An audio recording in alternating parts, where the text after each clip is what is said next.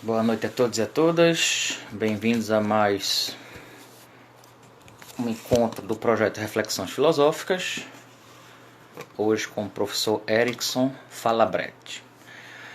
Vamos falar sobre democracia e liberdade.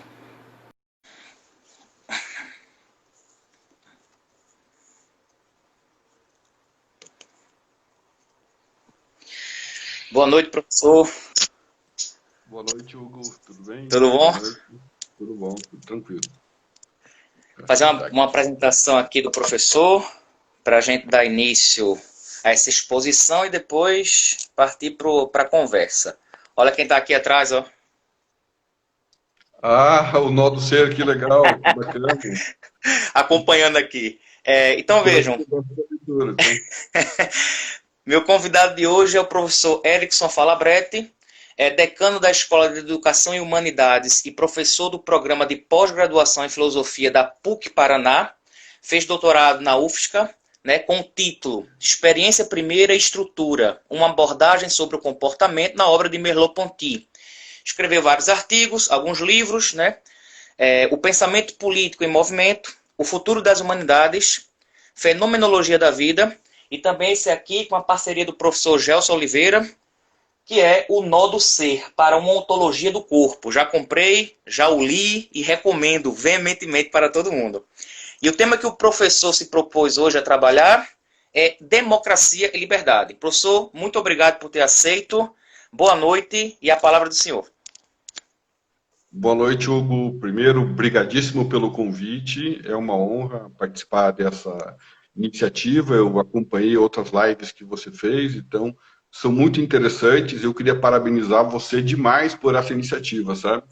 Então, estou muito contente mesmo de poder conversar um pouco sobre um tema tão atual, que é o tema da democracia nos nossos dias de hoje, tá? Eu queria também dar boa noite a quem está nos ouvindo, todo mundo que está aí participando, enfim. E eu vou falar um pouco sobre liberdade e democracia, e na verdade eu vou explorar uma ideia de um artigo que eu estou desenvolvendo aqui, de um texto, tá? Que é um pouco discutir como a relação entre liberdade e democracia ela é pensada paradoxalmente, enfim, toda luta ou discurso por democracia, que a gente acompanha historicamente, desde a antiguidade, enfim, passando pelas lutas modernas, até mesmo quando a gente pensa nas lutas pelos direitos civis do século XX, que marcaram o século XX, ou as lutas por redemocratização, como aqui no caso do Brasil, elas são lutas pela liberdade. Então, isso é um ponto pacífico, Toda luta por democracia é um grito por liberdade. Agora, o que é muito interessante, isso que eu chamo do paradoxo, é que nem toda luta hoje, ou todo discurso em nome da liberdade, é uma luta pela democracia. Aliás, muito pelo contrário, nós temos acompanhado frequentemente, sobretudo aqui no Brasil, que um certo discurso a favor da liberdade ele é profundamente antidemocrático. Bom, isso não é, de maneira geral, não é uma novidade. Quem leu o texto O Ódio à Democracia, do Rancière, por exemplo, vai perceber que o Rancière chama atenção a isso. Ele fala que a democracia é um regime dos excessos, E o grande desafio de toda a democracia, ele está dizendo, é que ela não permita que no seu interior se desenvolvam aquilo que vai levar à própria falência da democracia, Mas eu quero chamar a atenção por esse ponto especificamente hoje, que é a luta pela liberdade como um exercício antidemocrático. E é isso que eu chamo do paradoxo da democracia na relação com a liberdade. Eu vou tentar explorar, não quero ser muito rapidamente, não quero me alongar muito na história da filosofia, mas eu tenho um percurso que eu gostaria de fazer, passando por alguns pensadores, para tentar entender como que a gente chegou nesse paradoxo, Como que a filosofia nos ajuda a entender esse paradoxo e qual seria a solução para ele, qual seria a resposta. Eu acho que isso tem a ver um pouco com uma tese sobre liberdade, tá? Que foi, sobretudo, gestada pelos modernos, e que um filósofo, Isaiah Berlin, recupera muito bem, tá? E tem a ver também com outro problema que eu já adiantei, que é a tese do Rancière, né, sobre o excesso da democracia. Então, vou tentar explorar esse paradoxo seguindo um pouco esse roteiro. Bom, a gente sabe que na Grécia Antiga, o surgimento da democracia, ele ficou assegurado para todos os cidadãos o direito de discutir, de participar, de candidatar-se a administrar os negócios públicos, né? Eu sempre digo que a invenção da democracia grega, ela marcou a invenção da liberdade política. Então, começando a explorar o conceito de liberdade, e mais tarde aquilo um pouco que a Hannah Arendt chamou como o direito a ter direitos, né? Enfim, a democracia é, por excelência, ou ela pretende ser, esse regime de liberdade política, esse regime de direito a ter direitos, tá certo? Então, essa é a primeira grande invenção da democracia, coincide com a invenção da liberdade política, né? Se a gente for mais um pouco à frente e abrir o livro 9, o livro O Príncipe, o capítulo 9 do livro O Príncipe do Maquiavel, nós vamos ver que o Maquiavel abre o livro com uma proposição muito interessante. Ele vai dizer que em todos os principados tem sempre uma conjugação de forças entre aqueles que querem dominar e aqueles que não querem ser dominados, né?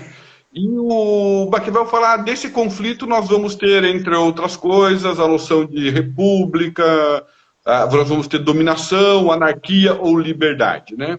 E ele vai dizer assim, bom, os pequenos, que não querem ser dominados, ele diz, eles vão eleger um grande como representante em busca de liberdade. O Maquiavel estabelece um princípio muito importante, que eu acho que é o segundo elemento fundamental de um regime democrático, tá? Que é o direito ou a liberdade de lutar, né? Isso está muito claro, né? Então, se os gregos nos dão o direito de adentrar num espaço público, salvaguardando isso como direito, o Maquiavel vai dizer, bom, nesse espaço público eu tenho também o direito de lutar pela minha liberdade. Então a democracia também é, por excelência, um direito que concede a liberdade de luta. Se eu avançar mais um pouco, eu estou perseguindo os autores que eu sou mais familiarizado para falar. Isso é importante também, enfim, tem muita gente interessante que fala outras coisas e complementa. Eu vou pensar no contrato social do Rousseau, né? E para quem não sabe, o Rousseau ele foi o primeiro filósofo, né, do meu percurso acadêmico, e eu tenho a impressão que vai me acompanhar a vida inteira e, enfim, eu vou acabar fazendo filosofia com o Rousseau, tá certo? E o Rousseau escreve no Contrato Social, no livro 1, uma belíssima passagem antes do momento que tem a realização do pacto, da vontade geral. O Rousseau procura buscar os fundamentos, discutir os fundamentos naturais, os pretensos fundamentos naturais ou históricos de um ato de alienação, um ato de poder, tá? E o Rousseau primeiro ele apresenta de uma maneira muito sintética, mas muito rica e profunda, o Rousseau retoma que aquele pressuposto do discurso sobre a origem da desigualdade, que não há autoridade natural de homem nenhum sobre outro homem, ou de ser nenhum sobre outro ser, do ponto de vista político, né? O Rousseau vai dizer que não seria uma pretensa desigualdade natural, como sustentava o Aristóteles, que fundaria o direito de dominação de um homem sobre outro, né? Ele até fala, bom, esse raciocínio de Aristóteles que leva a Calígula, tá? Não há desigualdade natural que fundamente qualquer pacto político. Vai dizer assim, também não há o direito de guerra. Ele está discutindo com Grócius, especificamente, um justnaturalista muito importante. Ele está dizendo assim, bom, aquele argumento de que em uma guerra, ao vencer um determinado povo vencido, né, um determinado povo, para não ser morto, o vencedor ele pode escravizá-lo, bom, esse direito também não existe, porque para o Rousseau a escravidão não gera direitos. Ele é muito claro sobre isso. Do mesmo sentido, o Rousseau vai dizer assim, bom, a relação familiar, natural, tem a ver com o primeiro argumento, também não gera direito político. Poder paternal não se transfere para poder social. E o Rousseau vai estabelecer que a única forma de fazer um poder político legítimo é um poder político contratado, um pacto, né? Ele vai usar o argumento do pacto social. Ora, nesse argumento do pacto social, o Rousseau vai estabelecer o critério da vontade geral, não vou aqui discutir, aprofundar, né? Mas a vontade geral como sendo a vontade de todos. Uma vontade que não pode ser delegada, não pode ser transmitida, não pode ser representada.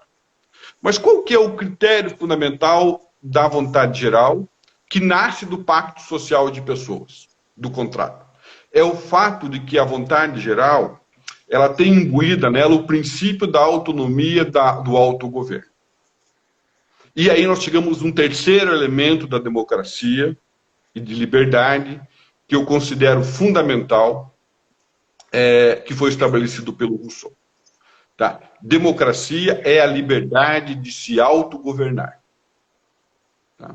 Então, a gente tem a liberdade de participar, a liberdade de lutar e a liberdade de se conduzir no pacto de se autogovernar. Bom, são três elementos que me parecem básicos, um pouco percorrendo esses autores. Tá?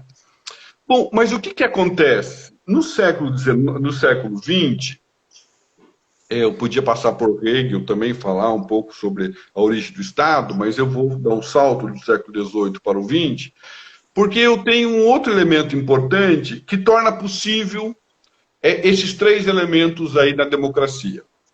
Da participação, da luta e do autogoverno, que é a noção de espaço vazio estabelecida pelo Lefort. Né? O Lefort, num belo livro chamado A Invenção da Democracia, né? Um livro muito inspirado por Merleau-Ponty, também um autor que eu frequento, né? Eu trabalho bastante. O Lefort vai estabelecer uma coisa importante, que a grande virada da democracia, dos regimes democráticos, desde a Revolução Francesa, foi o fato de que o poder agora ele não tem corpo, ele não tem nome de um particular, ele não tem nome de um partido político, ele não tem nome, ele não tem corpo, ele não pode ser ocupado por ninguém especificamente. O poder político ele é vazio. E quando esse corpo do poder é ocupado, ele é ocupado transitoriamente. Tá? Então, porque se esse corpo político, se o poder na democracia, ele for, de uma certa maneira, significado, ocupado, retomado por um grupo, ou por uma pessoa, ou por uma determinada ideologia, nós temos o fim da democracia. Nós não temos mais aí dado o direito à participação, não temos mais o direito à luta e não temos mais, de maneira nenhuma, o direito do autogoverno. Então, a noção de espaço vazio do poder democrático, ela é fundamental para compreender isso que nós entendemos como democracia relacional. Bom, no século XX, a gente vai ter grandes teorias sobre a democracia, tanto liberais como a chamada democracia radical, né? Tanto a perspectiva, sei lá, habermasiana, eu não vou percorrer aqui, ou da Mouffe, do Laclau, né? E eles vão trabalhar a partir desses aspectos, obviamente, incorporando modos operantes completamente diferentes, ou seja, pelo agir comunicativo, ou pela escolha de lutar, né? Por uma defesa de um conflito fundado nas paixões, como nós encontramos em Laclau, como espaço democrático. Mas ambos vão trabalhar com todos esses conceitos que eu movi aí, que são fundamentais. Tá. Mas o que acontece? A gente está vivendo agora, né? E como eu disse para vocês, isso tem um paradoxo, qual é? Né? Se tudo que eu falei agora sempre foi criação de espaços de liberdade, né? Criação de momentos, possibilidades de luta pela liberdade, exercício efetivo de liberdade como autogoverno, nós temos acompanhado discursos que não são novos, amparados na defesa da liberdade, que são antidemocráticos. E é esse o paradoxo, esse é o contrassenso. Eu vou dar um exemplo de 3 para vocês. Né? Podem ter mais. O mais óbvio e o mais clássico, o mais antigo, é esse que a gente encontra sustentado pelo capitalismo neoliberal. É claro, enfim, desde o acordo, desde o consenso de Washington, que nós temos no final dos anos 80, enfim, nos anos 80, desculpe, do governo da Margaret Thatcher, nós temos um discurso pela desregulamentação completa dos mercados, pela extinção das leis trabalhistas, né? E nós temos isso muito amparado sobre uma liberdade que é a liberdade de empreender, de comercializar, de fazer, de produzir. E nós chegamos agora no limite máximo desse discurso, né? Principalmente no Brasil, com a lei trabalhista. Né? E nós estamos vendo uma universalização da uberização do trabalho. Né? E o que isso gera? Isso gera mais desigualdade, mais concentração de renda. Nós temos visto que esse movimento do começo dos anos 80, fundado no consenso de Washington, por exemplo, atravessou o final do século XX, tem mais de 40 anos, está fazendo agora, né, do ponto de vista das leis trabalhistas. Isso é uma negação, sobretudo, da liberdade, naquela perspectiva do direito a ter direitos. Né? O trabalhador não tem mais direito a ter direitos.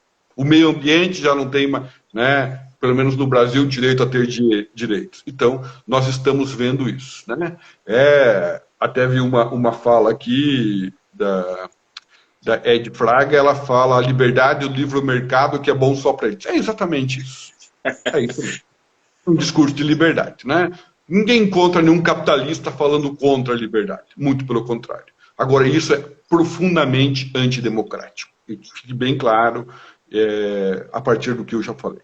O segundo, nós temos vivido agora, muito frequentemente, um apelo à liberdade de expressão desmedida, descompromissada, que não aceita regulamentação nas redes sociais e que acha que pode intervir na política, enfim, usando de tecnologia, de acesso de mensagens em massa, que aconteceu na eleição do Trump, aconteceu na eleição do Bolsonaro, e está acontecendo, sobretudo, no uso cotidiano do discurso.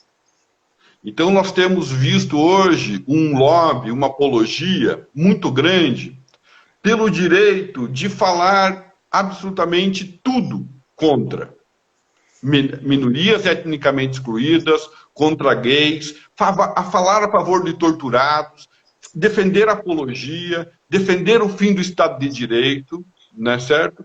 Nós estamos vendo, de uma certa maneira, um discurso fundado no direito irrestrito da liberdade, que, no fundo, é um apelo ao estado de natureza robesiano. Ele vai ser complementado. É um direito de lutar contra tudo e contra todos, usando todos os meios.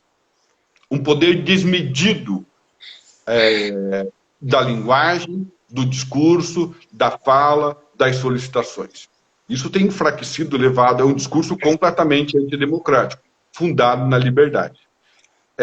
Esse discurso, de uma certa maneira, ele é muito claro, ele é muito evidente, ele corrói a democracia, né?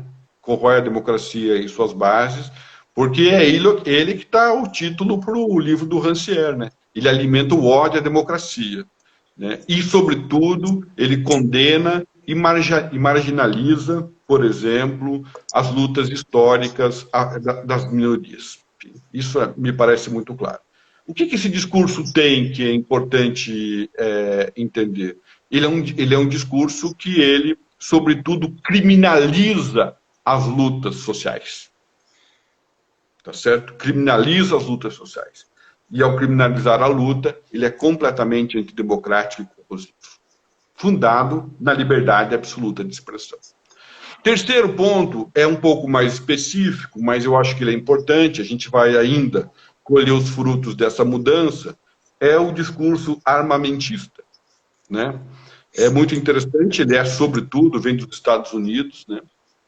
Isso, a influência tem lá amparado na segunda emenda americana, né?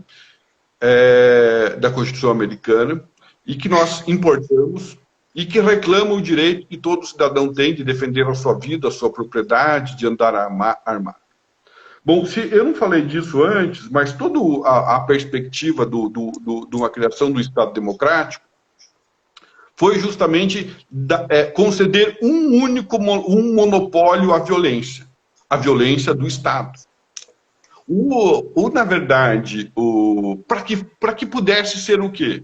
Para que a gente pudesse, ainda que nós tenhamos falhado nisso, exercer aquilo que o Rousseau falou da ideia de autogovernar-se. O discurso anti-armamentista é um discurso que ele também retoma aquela perspectiva do estado de natureza robediano, isso é muito importante, no sentido que ele parte da premissa que nós estaríamos numa guerra de todos contra todos, né? E parte de uma outra premissa importante, que ele não está fundado no princípio da autodefesa, mas no princípio do ataque. Isso é muito interessante. Isso está no discurso, né? Recentemente, o presidente da República, aqui em Curitiba, num evento para mais de 2.000 pessoas, né? Ele vai dizer assim, 2.000 para... Quero ver todo mundo armado aqui dentro, sobre aplausos de adesão no almoço, né? Tá? E o filho dele fala assim, quando nós estivermos lá, nós não vamos argumentar, nós vamos meter bala. Então, a gente tem... É interessante notar que parece que a filosofia, as ciências sociais, as humanidades, os críticos, né, precisam retomar a profundidade dessas falas e o impacto que elas têm corrosivo do ponto de vista da ideia de uma democracia. Tá? Eu não sei se eu fui longe já, Hugo, quanto tempo, se eu falo mais. Foi 22 minutos até agora. Então acho que dá mais um pouco. Então a gente tem esses elementos aqui. A primeira pergunta que eu vou me fazer é um pouco essa, né? Mas por que tem essa dissociação entre paradoxo, entre democracia e liberdade? Né? De certa maneira, eu já respondi, né? A democracia, ela permite isso, mas também está, antes disso, num modo como a gente pensa a liberdade, ou pensou, ou vive essa liberdade. Um outro momento, uma coisa importante, depois, se der tempo, vou falar no final, qual que é o perigo dessa dissociação, além do fim da democracia. Tá? Como que ela vai operar, né, finalmente, e qual seria o perigo maior, que, obviamente, é o fim da democracia, mas tem outras consequências muito danosas, que, antes desse fim absurdo, todos nós vamos sofrer. Se der tempo, vou falar sobre isso.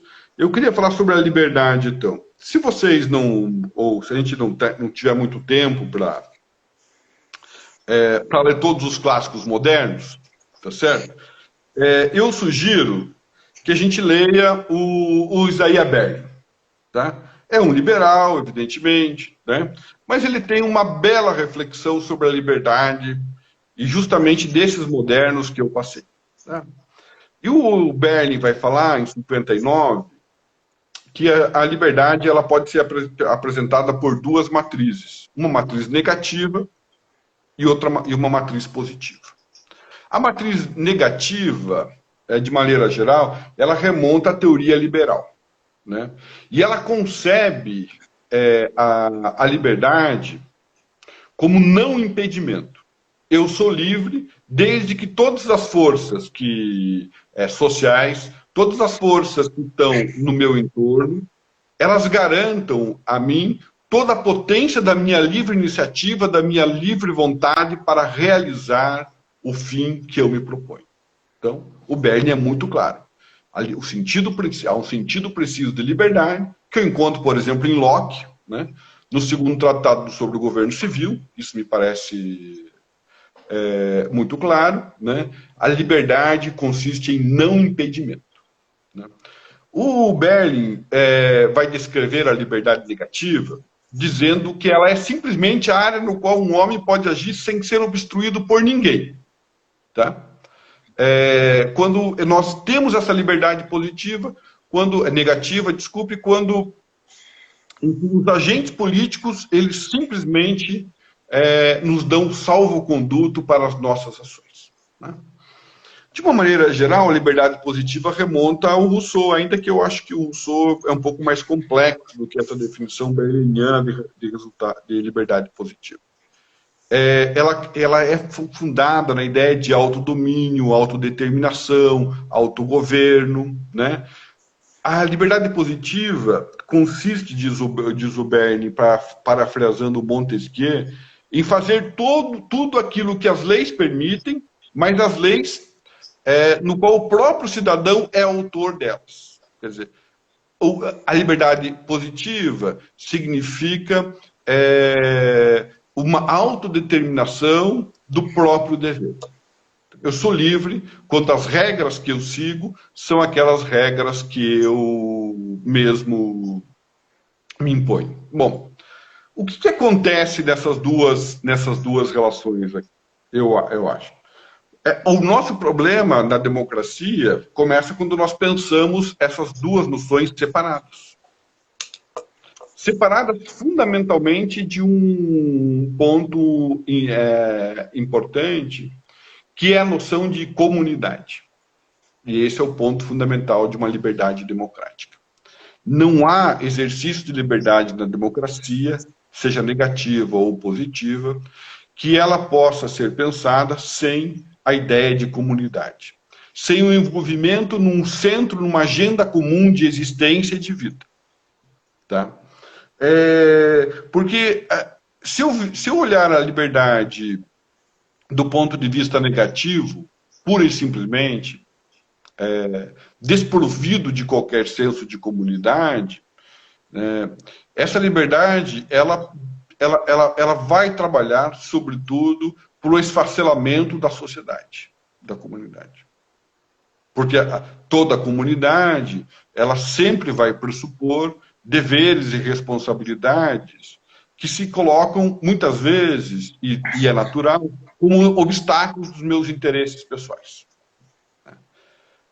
Ou, por outro lado, se eu pensar só do ponto de vista da liberdade positiva, sem o senso de comunidade, ou pensar numa comunidade radicalizada, no qual a liberdade positiva se confunda com a ideia de comunidade, eu estou pensando naquele perigo que o Tocqueville vai falar, sobretudo, no seu belo livro sobre o nascimento da democracia da América. Né? O fato de que nós corremos o risco de termos uma ditadura da maioria. Tá? Então, assim, o envolvimento, o modo como nós pensamos a relação complexa entre liberdade e comunidade e indivíduo, né, que é uma tríade muito importante, inseparável, ela vai demonstrar a maturidade que nós temos de uma relação democrática. Tá certo? Uma democracia que lega toda a autoridade à decisão individual, a despeito dos interesses da comunidade, ela corre o risco do esfacelamento por uma ocupação daquele lugar vazio de grupos minoritários. Por outro lado, uma democracia que concede uma liberdade pensada num objetivo ou pensada no domínio única e exclusivamente da comunidade e esquece as diferenças, corremos o risco de cairmos num totalitarismo que vai, entre outras coisas, não reconhecer o direito das lutas individuais, não vai reconhecer o direito de luta das minorias. Então, nós temos que conseguir articular. Existe uma fórmula para essa articulação? Não. Tá? Não existe uma fórmula para essa articulação. Né? Mas nós não podemos cair numa relação onde pende tudo para o indivíduo, absolutamente tudo para o indivíduo, ou ao contrário, nós penderíamos tudo para uma liberdade positiva, centrada no esfacelamento completo do sujeito. Então, nós temos essa relação que é importante ser pensada para garantirmos a participação de todos, como o direito a ter direitos, a participação de todos como direito a lutar e a participação ainda como direito de exercer o autogoverno, seja através do voto, da governança direta, das associações, de partidos, tá? Enfim, nós temos que pensar os mecanismos de garantir isso, para que a liberdade ela não possa ser sequestrada por discursos que são, de uma certa maneira, sectários e antidemocráticos. Tá? Então, em nome da liberdade, nós estamos levando a corrosão, ao fim, uma série de ganhos históricos que nós tivemos, por exemplo, aqui no Brasil, nas últimas décadas, após o fim do regime militar. E é muito curioso, em nome de um discurso libertário, do mercado, do direito às armas e do direito a dizer e falar, a gritar, a ofender, a dizer o que bem entender. Bom, pensando nisso, e tudo isso é muito interessante que o Rancière vai trabalhar de uma maneira brilhante, né? E ele vai dizer assim, bom, é um reino universalizado dos desejos ilimitados dos indivíduos da sociedade de massa moderna. Esse é o paradoxo da democracia. É esse reino, né, ilimitado. Um reino que diz todos podem errar contra a democracia, pode errar contra o meio ambiente, pode errar contra a paz, contra a economia e contra a vida. Né? Hoje, é muito interessante as pessoas que lutaram contra a democracia, que falaram contra a democracia até há pouco tempo, né? Elas se defendem no direito de errar contra tudo isso, dizendo que isso faz parte da democracia. Né? Então, nós corremos o risco de uma catástrofe civilizatória, realmente criminosa, tá? Ser contada em partes, né? Por esse direito à liberdade, por esse direito de errar em função da democracia. Para acabar, eu falei que nós corremos o risco, antes de passar para as perguntas, nós corremos o risco de, no final de tudo isso, realmente levar a uma desconstrução ao fim da democracia. Né? Mas o que esse discurso da liberdade, ele produziu, né? Ele é amparado no armamentismo, amparado na liberdade de mercado, amparado no dizer o que me vier à tona. O que ele produziu no Brasil ultimamente? Tá? É difícil a gente falar, não tem como não falar isso, mas a gente vai entender que ele produziu isso que nós estamos vendo. Né? O governo Bolsonaro, por exemplo, ele é um produto desse excesso da nossa democracia. Né? E ele é um produto do excesso da democracia muito, muito interessante, né? Dessa liberdade que eu estou falando, e ele tem um efeito muito deletério que nós estamos vivendo agora, né? Uma característica muito deletéria, não é nem um efeito, que é o do negacionismo. Né? O negacionismo ambiental, né, que todos nós sabemos, que está acontecendo no Brasil, com as queimadas, desde o aquecimento climático. A liberdade democrática, ela é isso, que é interessante. Ela concede esse direito absurdo de eu negar os fatos, de eu negar a minha experiência do clima, né, de eu negar a minha experiência da visão, tá? Mas ela não concede ainda, vou falar melhor sobre isso, o direito a eu negar aritmética. Vou dizer sobre isso. Bom, o negacionismo, que é um elemento presente nessa liberdade corrosiva, que é capaz de coadunar indivíduo, comunidade e liberdade, ele que produz, tá, esse negacionismo. No Brasil ele tem isso, negacionismo ambiental, histórico, né? A leitura da ditadura, por exemplo, me parece gravíssimo, né? E ele permite uma outra coisa, tá? Que é da negação dos fatos, que nós temos acompanhado no Brasil, que é a negação da nossa catástrofe genocida, dessa catástrofe de Covid-19. Ou não vi os números hoje, mas a gente deve ter passado aí de 75 mil mortes, eu não sei. Tá?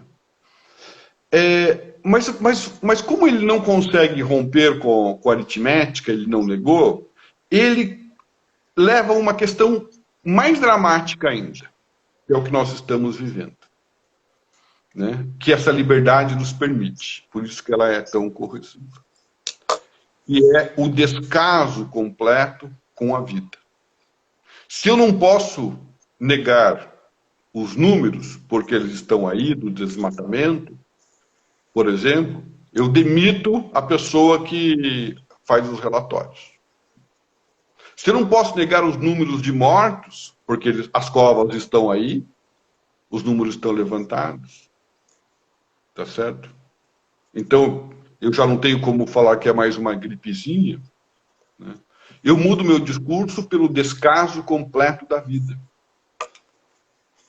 E eu chego ao limite de simplesmente me expressar por interjeições e dizer, e daí?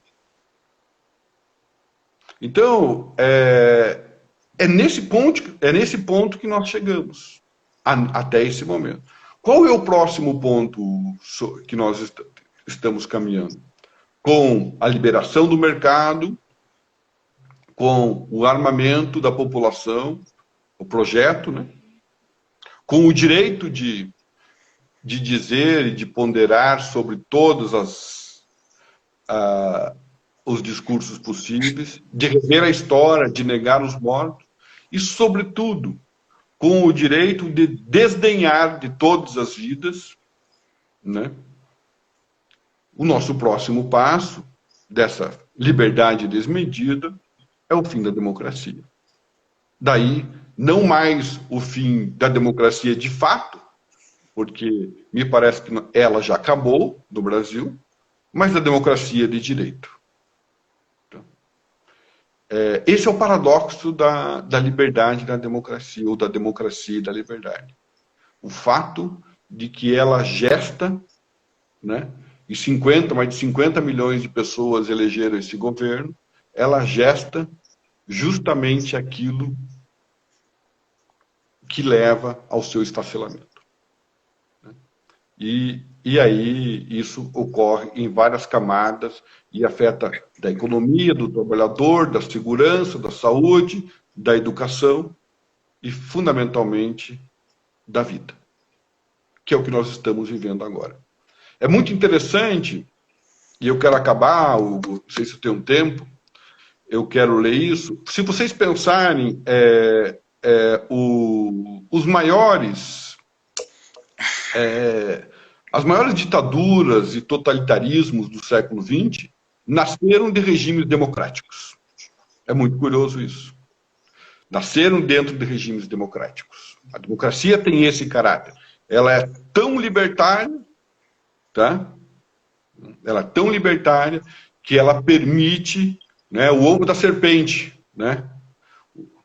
Ela permite que aquilo que vai derrocá-la venha internamente apresente as suas próprias entranhas, né? E eu queria terminar dizendo justamente isso, que nós estamos repetindo uma história dada, tá certo? Uma história dada, uma história já contada, né?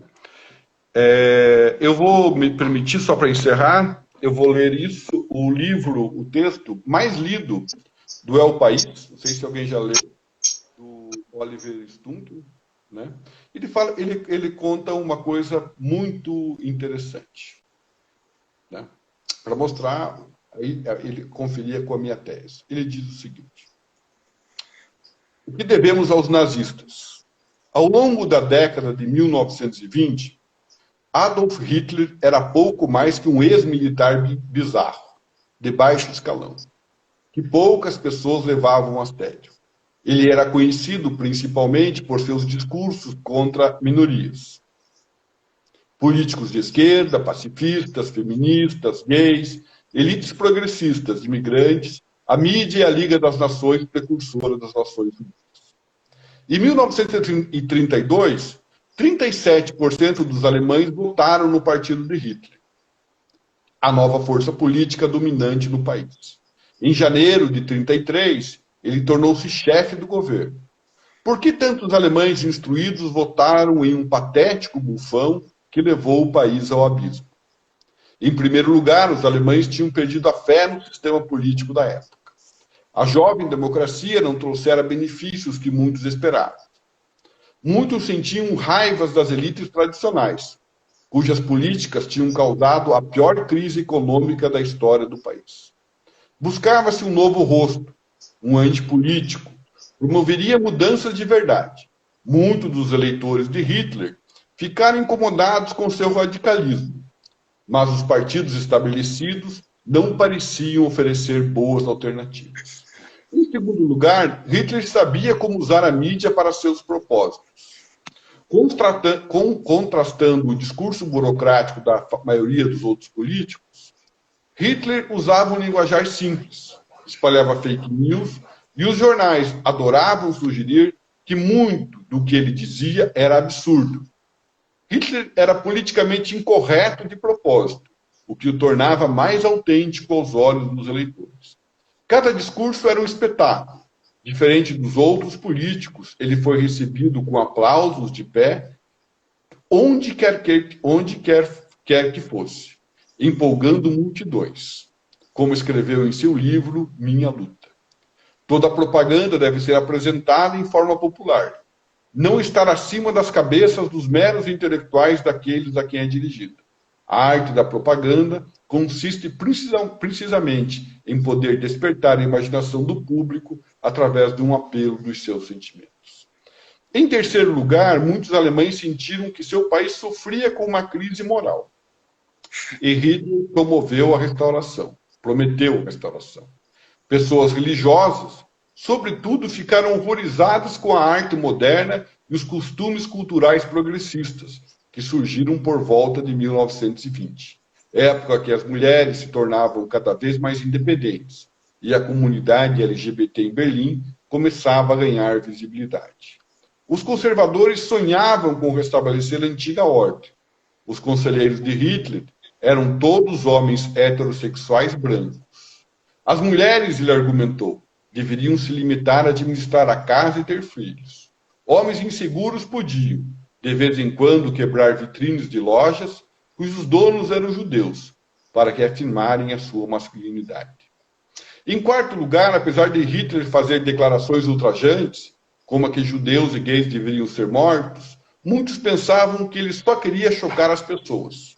Muitos alemães que tinham amigos gays ou judeus votaram em Hitler, confiantes de que ele nunca implementaria suas promessas. Simplista, inexperiente, muitas vezes tão esdrúxulo, que até mesmo seus concorrentes riam dele. Hitler poderia ser controlado por conselheiros mais experientes, ou ele logo deixaria a política. Afinal, ele precisava de partidos tradicionais para governar. Em quinto lugar, Hitler ofereceu soluções simplistas, que à primeira vez faziam sentido para todos os problemas. O problema do crime, argumentava, poderia ser resolvido aplicando a pena de morte. O problema econômico, segundo ele, os problemas eram causados por atores externos e conspiradores, comunistas. Os judeus, que representavam menos de 1% da população, eram o bode expiatório favorito. Alemães verdadeiros, que ele dizia, não deviam se culpar por nada. Tudo foi embalado em slogans fáceis de lembrar.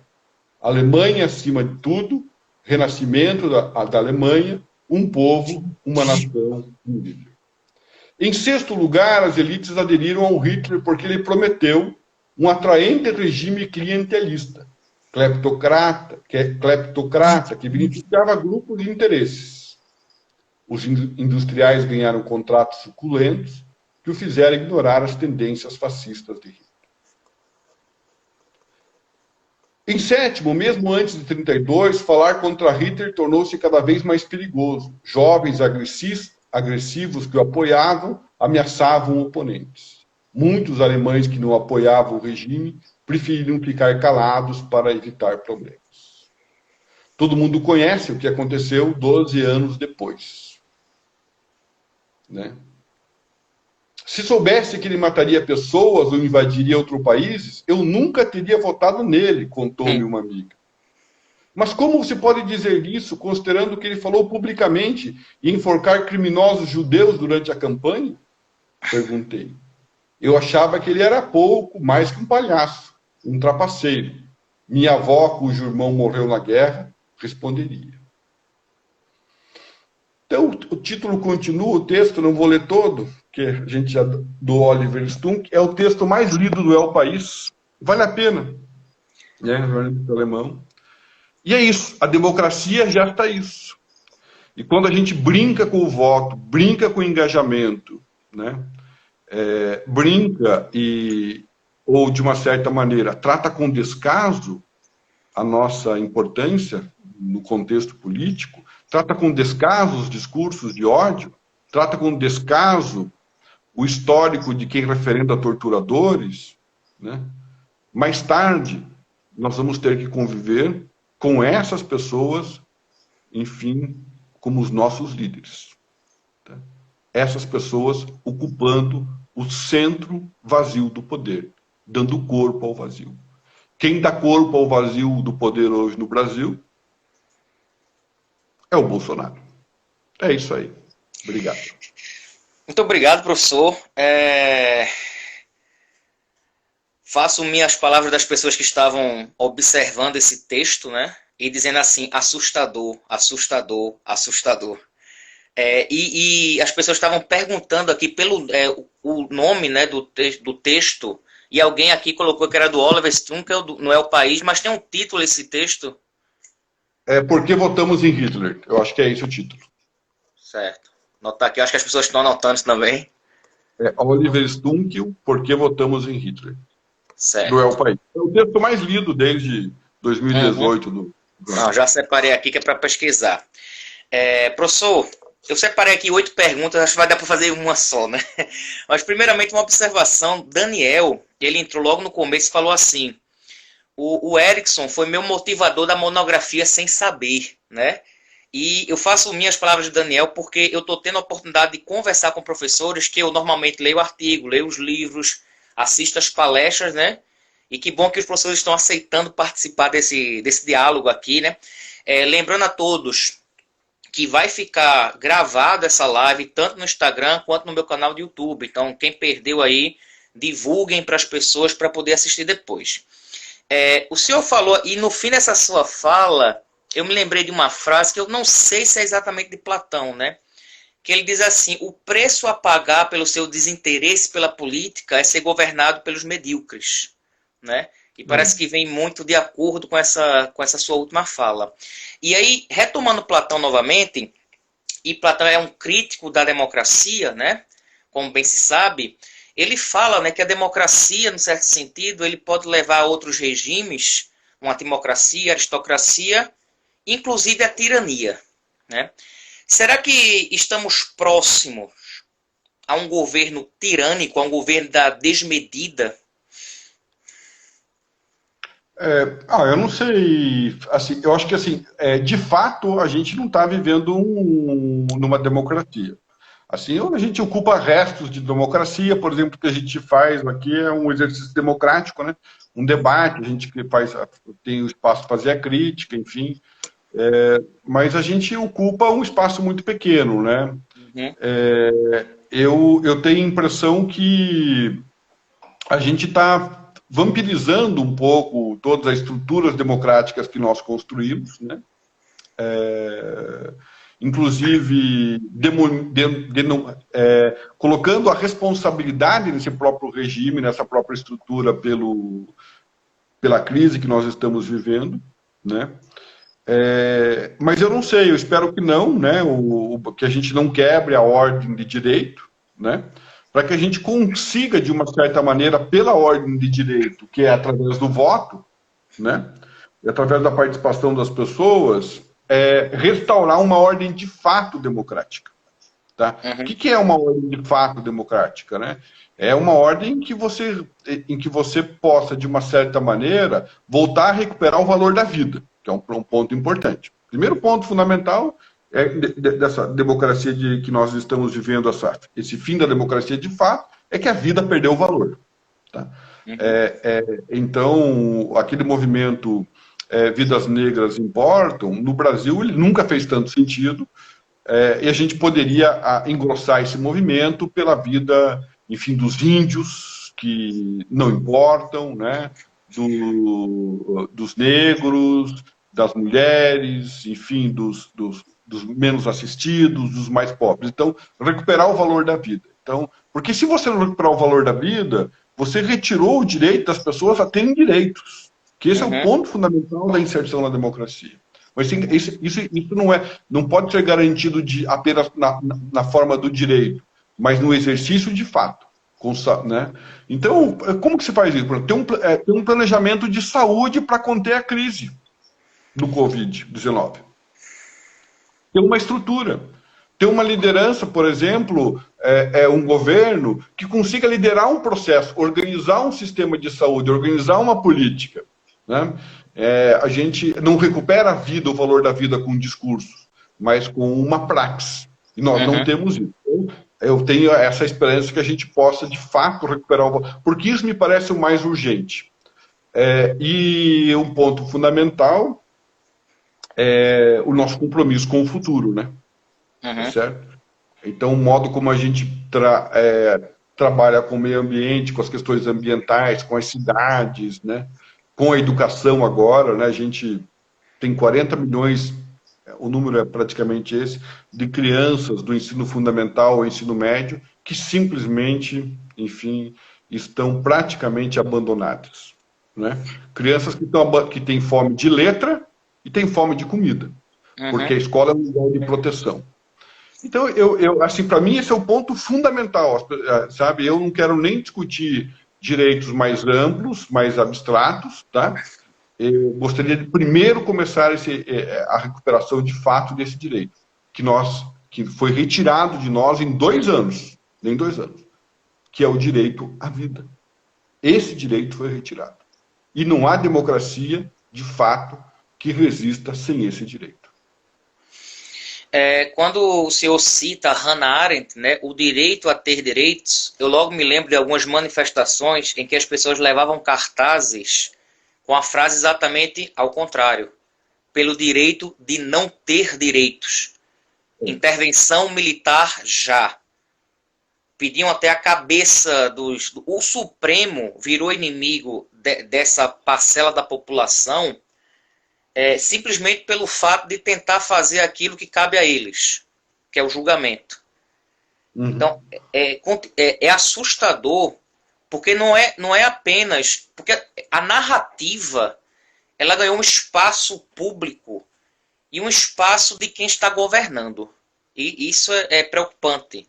Então, eu lembrei na hora, o senhor citou Hannah Arendt, o cartaz diz exatamente isso. E é um cartaz financiado. É o mesmo formato, mesma cor, mesma letra, né? E quanto mais se investiga, mais se ataca a democracia, né?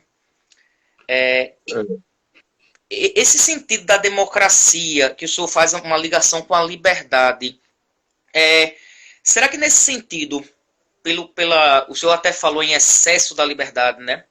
Essa liberdade, muitas vezes, que não é liberdade, mas funciona como um mecanismo de opressão ideológica dentro da democracia, ou seja, julgar que é liberdade apenas quando eu coloco como livre. Porque há sempre uma confusão entre liberdade e discurso de ódio. Então eu quero ter a liberdade de apoiar o nazismo, eu quero ter a liberdade de bater num gay, eu quero ter a liberdade de agredir minha esposa. Eles continuam usando o argumento que isso é liberdade. Será que é esse espaço democrático tão amplo que permitiu essa inversão, esse paradoxo, como o senhor falou?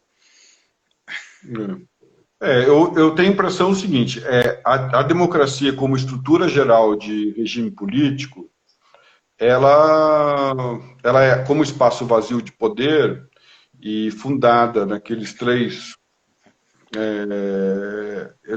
estruturas que eu comentei antes, ela permite esse tipo de, vamos dizer assim, o nascimento desses acasos fundamentais antidemocráticos, né? Ou acasos fundamentais contra a vida, contra o direito, né? Isso, ela tem isso. Enfim, não tem como a democracia, ela é tão rica, ela é um fenômeno tão complexo que ela consegue gestar um Hitler, por exemplo. Tá? Uhum. Mas não é o regime democrático em si que faz isso, propriamente, né? Como espaço vazio, ele torna isso possível. Mas eu tenho a impressão que a gente tem que, talvez, retirar a responsabilidade da democracia um pouco e colocar nos seus atores propriamente, né? Então, a gente tem desde os atores abstratos, mais aqueles tradicionais, como a falta de educação, que nós não temos no Brasil, o problema trágico nosso, né, do ensino. Mas a gente também tem questões mais pontuais, né? A política no Brasil, na última década, ela foi criminalizada, completamente criminalizada. Então, quando essas pessoas estão saindo às ruas e manifestando contra a democracia, elas estão também dando ressonância a um movimento orquestrado, né, que foi a criminalização da política. E daí nós temos atores que estão aí, não preciso, né, a gente não precisa falar nada demais, foram muito importantes para isso. Tá?